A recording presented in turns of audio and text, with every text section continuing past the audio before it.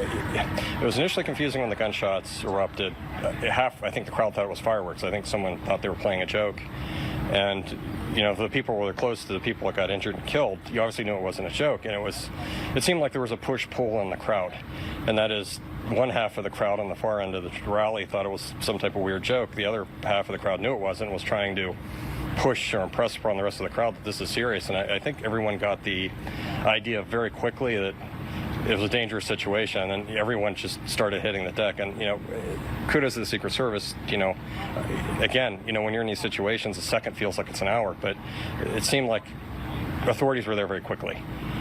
It just seemed to me, like I said, I was sitting there, it seemed like the rounds came from behind, and they got this, they hit the gentleman in the head. He got a gunshot wound to the head, and the other lady was injured, and then I saw President Trump, get hit, and it looked like his right ear, but it seemed initially everyone was in, like half the crowd was in shock, and the other half thought it was some type of weird joke.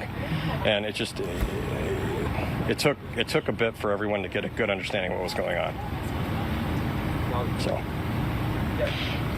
You mentioned that you had spoken with the person who ended up falling, I believe you said, or he was with his whole family? No, his family watched it happen. So they were in the bleachers when he got hit and he went down. I think they were trying to figure out what was going on. They were screaming for help. The body they put a towel over the man's head. The body was removed from the bleachers. Then the police came back right after and tried to move the family, but they were all in shock. They weren't processing what was going on. The man was he was dead the minute he was hit. It was something that reminded me of the Sepruder film from Kennedy. It was his head snapped, and that was it. And I caught it out of the corner of my eye, and then there was just pandemonium. And again, it's Pennsylvania.